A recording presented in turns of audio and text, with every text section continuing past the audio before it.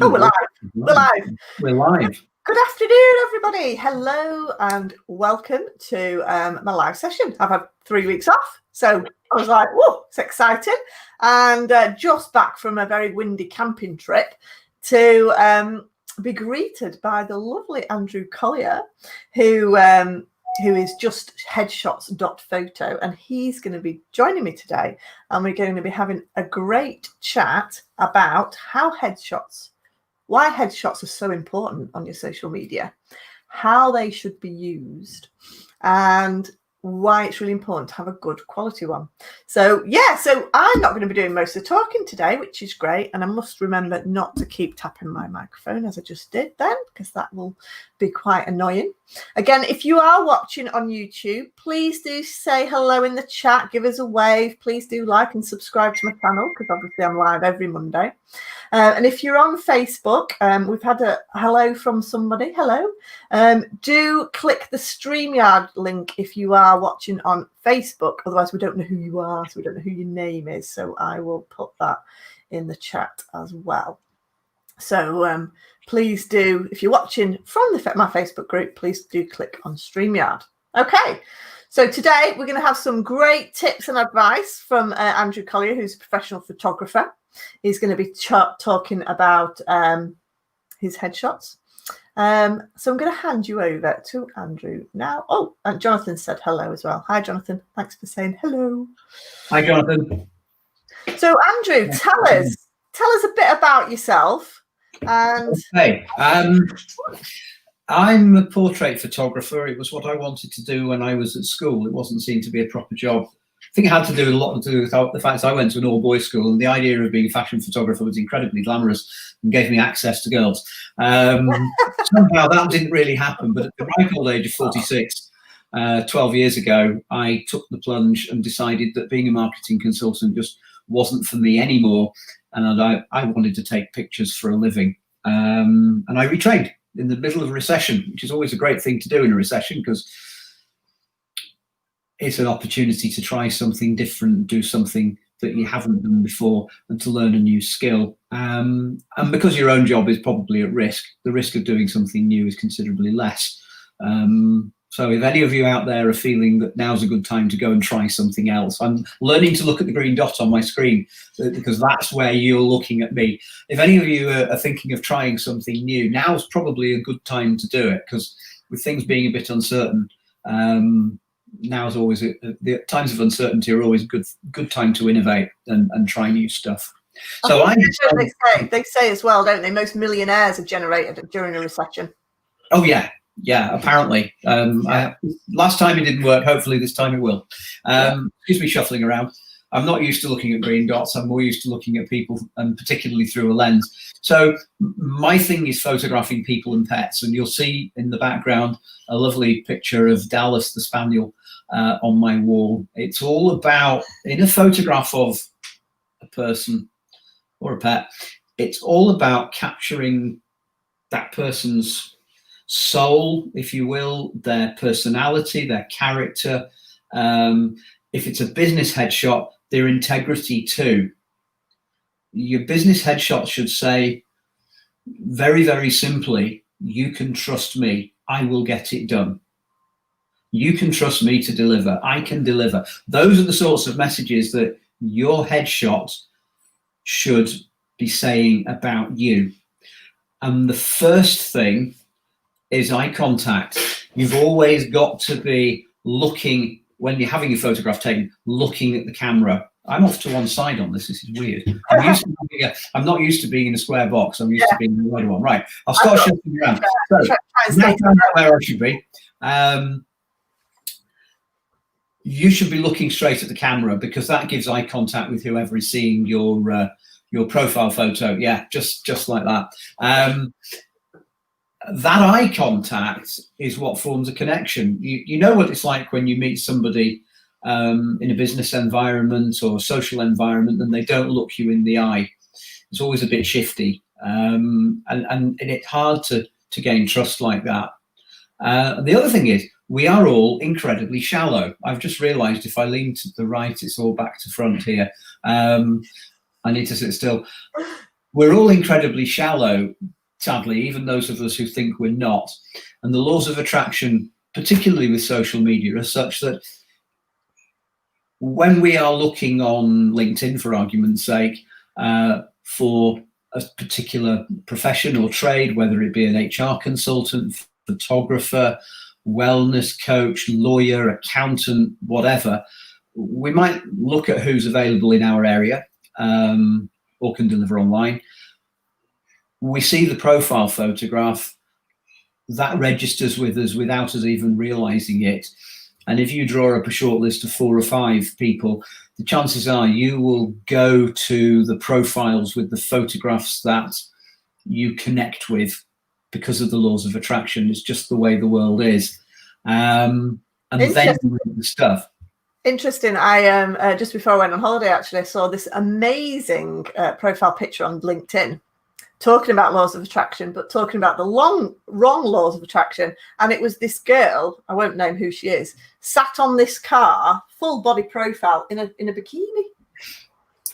I was like, I don't. Yeah, that's the right. Isn't that Tinder really? But again, I suppose it depends on your line of business. You know, LinkedIn is a place for people to connect with their business. It doesn't say what sort. It did make me laugh. Yeah, it would. Why we need people like you, Andrew, who do there are some profiles that stand out for the right reasons and some that stand out for other reasons, which is always interesting. But it's about making that connection. And the photographer's job is to help you, I say you, whoever it is that wants photographs, a good photographer will help you get comfortable in front of the camera and bring out that confidence.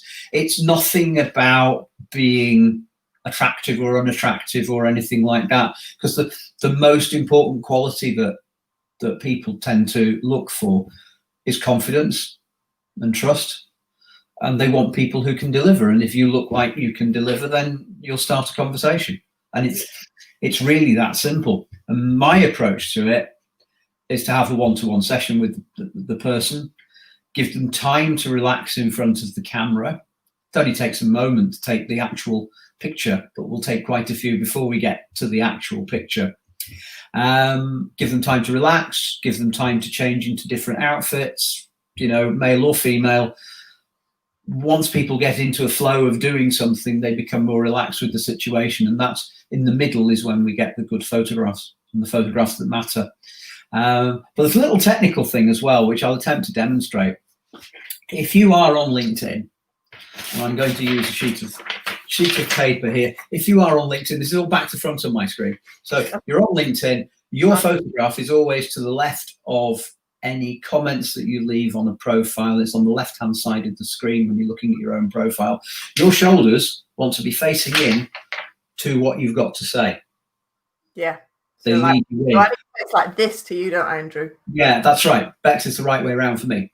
So the other thing is, if you look at my photograph and you look at Bex's photograph, you'll notice on Bex's face, the light is coming through her left eye. Yeah. And the comments would be to the right of her left eye. So that light is leading people into what Bex has got to say. So the positioning of the lighting is really important as well. Let's just go back to the middle of the square. So the position of the lighting is important. Visibility of the eyes is important. The angling of your shoulders is important. And all of those things make it easier for people to see your photo and connect. But of course, the other thing is you also need to be fairly close up so that people can see you, because LinkedIn's circles on a phone are 6 millimeters. They're absolutely tiny. So you need to be able to see people properly. Sorry, I'll pull back because that's quite scary. But if you're way back over here, nobody's going to be able to see your eyes. If they can't see your eyes, they can't see you connect. So those are really, really simple tips. The other thing is, don't do a flipping selfie, because what you end up with is something sort of girding up here. Get somebody to take it for you. And the other thing, I'll see if I can spin this round, see if this works. There's my window. I'm going to go over to my window and see if this works. No, we can't do that. It doesn't work. What I was going to attempt to do was to show you how you might look Are you still there? Yeah, we're still here. All right. No, I'd lost the screen. We're still here. Use window light, preferably, or doorway light, preferably facing north, because you don't want strong sunlight on you. This is if you do it yourself, or you get your other half or a colleague to do it for you. Find somewhere with a neutral background. Yeah. Face north.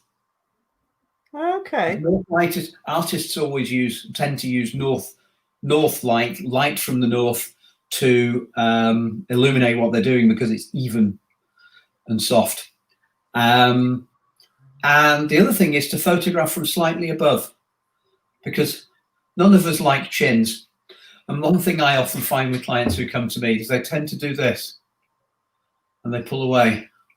And when you pull away, you're just trying to get, it's a bit like shaking hands with somebody with halitosis, isn't it? You know, you don't really want to get that close, but you want to be sort of slightly forward. And if the photographer is slightly above you, cheap plastic steps from Aldi are always handy pieces of kit.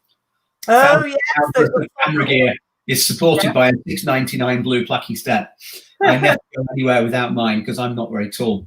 So if you're slightly above, you get a nice square jaw, and you only get one pin. Yeah, because that's what I really struggle with. Because I know when I came to have my headshots done with you, Andrew, it was like, oh, I hate my chin. It's horrible. Everybody hates their own picture, don't they? Well, they do, yeah. Everybody hates their chin. Yeah. Chins particularly. I have this rule that clients have one chin per photograph. If you want extra, you can pay extra for an extra chin, but nobody's ever told me that yet. The other thing that's really important is no reflection in your specs, because you can see how badly mine reflect in here, and Bex doesn't. So Bex has obviously got a more expensive pair of specs than me. I've got anti-reflection I've got on mine. Yeah, I got cheap ones for people who break them and sit on them. And these are the ones I use for looking at the computer screen. So the trick is to get rid of that reflection, and that can take some moving about. If you go to a professional photographer and you have reflections in your glasses, he or she hasn't done their job, reject them. Simple as, there is no excuse for having reflections in your glasses in a professional headshot. And I do know of a photographer down south whose advice was, go to the opticians first and have your lenses removed. What? Oh, really? Really? Yeah. So how do you can imagine the insurance claim, can't you? The insurance claim crashed your car on the way to having your headshots done. Yeah. Taking the lenses out so I can have my photos taken. You know, be able to know where to look at the lens, would you? No, you wouldn't. You wouldn't. It's not good advice. Sorry, my other half has just come in. Hi, Josie. Hello. Josie's just off to work. Bye. We've had some funny questions come in as well. What if you don't have any chins? We'll Photoshop one on. Photoshop one on. So don't worry if you haven't got a double chin. Andrew can add one on for you. If you've only got one chin, that's all you get. If you haven't got a chin, then we'll give you one. Yeah. Free of charge. Free of charge. And then someone says they like to see your holiday shorts. You like to see here are my holiday shorts. I need my holiday shorts. They're actually last year's jeans cut down, complete with authentic patch, because I have actually got a hole in them. Holiday shirt is on. Well, it is August. Yeah. So Philip actually has asked us a good question. How do you actually hide your reflection in your glasses then? Which is a good question. It is a great question, and it's a little bit like explaining the recipe for Guinness. It's a very, very strange little thing. It is all to do with the angle at which the light hits your glasses and then reflects back into the camera. The higher the light source and the more acute the angle between the light source and your glasses, the further down I'm going to do that. Yeah. So if it's like that, the chances are, you got right. The camera's hit. It's all back to front. Bloody hell. Right. Camera's here. So the camera's here and it's photographing that way. Yeah. No, that way. Yeah. So there you go. The light source is up here. I see. If you follow my arm down to my top arm down to my elbow, it will then disappear below, and the camera's in the middle, and basically you shoot through the middle of the reflection, and the reflection misses the glasses. That's basically how it's done. It is quite difficult to do and requires practice. There are some good YouTube videos about it, but it's something that took me a while to get right. And occasionally people have certain types of coatings on their glasses. The only solution is to actually fix it in retouch. It can be fixed in retouch, and that's why having a good retouch is important. Yeah, because I mean, it is really important, the lighting. I mean, I have my lights, and actually I have my lights. If I pull this down, you can see my lights going up. And then if I take this off on my lights here, because I've lights very glary, sort my camera out. I have little milk tops, bottom of milk tops that I put over my lights. They're great. Filter it out so it's not quite glaring. Yeah, things like that are really, really good improvisations for light diffusers. If you're using webcams a lot for social media broadcasts like this, or sort of Zoom or whatever, I should really probably set something up with proper lighting, given that I've got a cupboard full of it. But I don't, because I don't use continuous lighting. I use natural light a lot, but I don't use continuous lighting. But yeah, that's how you kill reflections. Yeah. Oh, that's good. Chris says we looked a bit like Rod Hull, who'd lost his emu there. Good explanation. Well, thank you very much. Wasn't it? Yeah. Don't worry, Chris. I'll get you back tomorrow. What we need to do is, can we do we can do something on our Zoom call tomorrow about that, if you want to know more. Zoom call tomorrow, Chris. Yeah. So thanks for the good tip someone's put. And Jackie's asked a question, actually. How long does it take to have your headshot done? She's having hers done with yours in September, apparently. That's right. Jackie's coming along to our September session at the Outset on Sankey Street in Warrington. Quick plug, brilliant venue there, with an excellent cafe. We allow us, at the moment, we're allowing an hour per person per session, because we can't have any overlap. We can't have more than one client in at a time because of social distancing. It actually takes around about 40 to 45 minutes for most people to have their makeup done, have 2 or 3 outfit changes. But we're very relaxed about the way we do it. We go at people's own paces. Some clients are in and out in half an hour, others are a little bit longer. And it's good fun as well. I know when I did it, I mean, it might be slightly different now with sort of social distancing, but I know we had quite a good chat with the people who were there having their photo taken while I was having my makeup done, and then the wardrobe changes and you've got people having photos taken in between, and biscuits. Biscuits. We were on biscuits when you came, weren't you? Yeah. We had cake as well. So we're not decided yet whether we're going for biscuits or cake for September. So, folks, if you're there, put in the chat whether you think biscuits or homemade cake is best. Josie's homemade Victoria sponge is outstanding. Coffee and cake is a really important thing at headshot session, because it's good to relax. It's nice to have a coffee, have a chat. And you can't beat a little bit of caffeine and sugar to give you a lift. You can't. And also, if you know your headshot's coming up, you might not have eaten for a month just to lose a bit of weight. Well, that's true. We do see people coming in looking undernourished. We do our best to correct that. But yeah, it's the coffee and the cake's an important part of sort of social interaction, really, and it just makes it a little bit less daunting. I prefer homemade cakes, because it's thanks, Phil. Cake every day from Philip Ridge. I agree. Chris wants to see Jaffa cakes, apparently. Jaffa cakes, right? Okay, well, we can lay those on for you. The question is, what's the VAT commission on Jaffa cakes? Oh, Jackie's on cake as well. Yeah, cake it is. To be fair, I can't believe I just got biscuits. I'm gutted. You'll have to come back again. We've got online booking now on the website finally as well. It's taken me months to get that sorted and find a a way of doing that that's convenient. But we launched that this morning, and we had our first booking in a few minutes afterwards. So what's your website, Andrew? And I shall type it in the chat for people if they are local. So we're in Warrington. But if you would like, have you got spaces left for your next headshot session? We have spaces. We have 3 spaces in the afternoon, 12:30 onwards. Just headshots.photo. Headshots. Photo. Got it. So yeah, you can go to there. You can book any of our sessions in Warrington or Chester between now and the end of November on the website. We've also, if some people don't want to come to a session, which is good. Fine. Not everybody wants to get too close to people, so we are actually coming to visit clients at their home or place of work to do their headshots and bringing a mobile setup to do that. So you can book those online as well. And just to reiterate, really, the importance of a headshot on social media, and I can't stress it enough. I work with a lot of clients just to say, look, your headshot, if they've got sunglasses on, they're not looking at the camera, it's thrown away. Again, it's about building up that trust, and it is so important. It is. It's absolutely critical.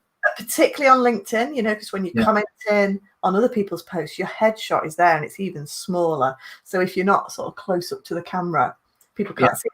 And for me, the beauty about having a great headshot, what I found is that when I've been out networking, because I'm quite prolific on social media, I go to a lot of networking events and people come up to me and they'll start having a conversation with me. And I'll be like, I really don't think I've ever met this person. Yeah. And then all of a sudden I went to a meeting at the airport just before lockdown, and this woman started chatting away to me as if she knew me, and she just went, I've just realised you don't have a clue who I am, do you? I follow you on LinkedIn and I follow you on Facebook, and brilliant. You don't know who I am, do you? Let me introduce yourself. And so the importance of a recognisable headshot is so important in business. It really it is. That actually is the number one thing, is to actually be recognised in your photograph if somebody meets you for real, because they don't want to suddenly find that they're meeting somebody that their expectations are completely wrong. Somebody said something lovely the other day. This guy had done some portraits for a dating agency that I work with, and he's in his early 70s, and at that stage where he wants a bit more companionship. And he'd contacted somebody who asked to be put in touch with him, and he'd seen her photographs, and he said, it was interesting, she didn't sound anything like I expected her to from her photo. And I scratched my head at that one. I didn't quite know where to go with that, but it's an interesting thought. But if you take it back to the original thing, which is your photo should identify who you are. Yeah, in the first place, it should identify who you are, so people recognise you when they're in the airport. But it should also tell people what you are like. Yeah. And somebody that they want to talk to and work with and do business with and follow on social and maybe join one of your courses, Bex. Yeah. Yeah, get your headshot done and then come along. So your headshot, what's the date again for your headshot? It's the 8th of September. 8th September. So go along, get your headshot sorted with Andrew on the 8th of September. And then I've got my next LinkedIn workshop, actually. So once you've got a great headshot, you then need to be shouting about who you are and what your business is about. And I'll be doing online LinkedIn workshop over Zoom. We do an hour each day starting on the 22nd of September. So again, if you need to sort out your LinkedIn, because there's a lot to LinkedIn. Once you've got it looking great with your photo, you've then got to get the content right, keywords in the right place, know what to post, know how to engage, know how to find your ideal customer. I did your Instagram one and it was brilliant.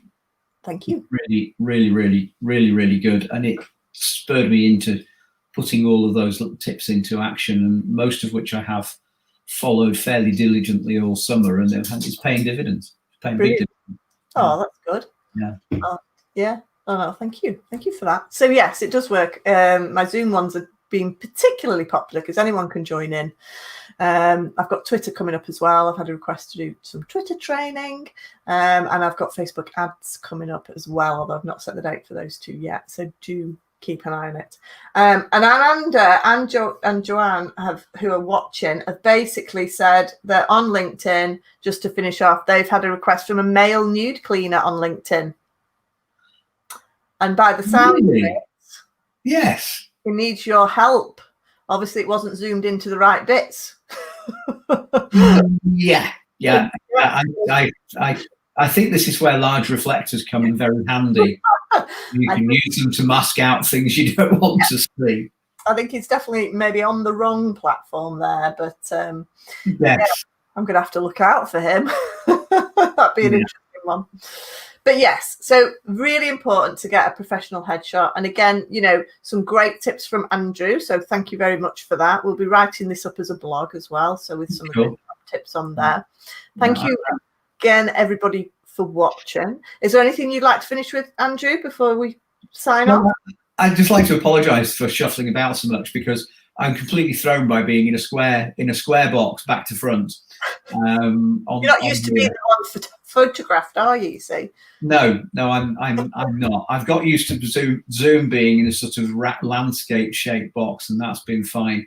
But this has thrown me slightly. So apologies for that, and thank you for everybody for listening and for your questions. And if anybody wants to message me, you can find me. You can find me on LinkedIn, the Andrew Collier. Be happy to chat there. I don't know how I ended up with that name, but there we go. The Andrew Collier. Yeah.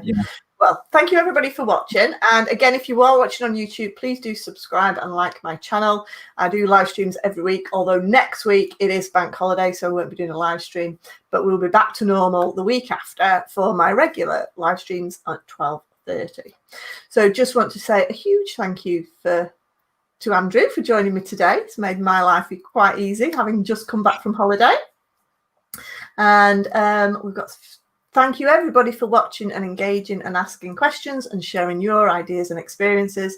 And the conclusion is really, cakes are definitely better than biscuits. Yes. Many more better. Did we get any biscuit votes? I don't think we got any biscuit votes. Sorry. No. Jaffa cake. That was as close as we got. Thank you very much. So thanks everybody, and thanks for watching, and we'll see you live again in 2 weeks. Thanks guys. See you later. See you soon. Bye bye.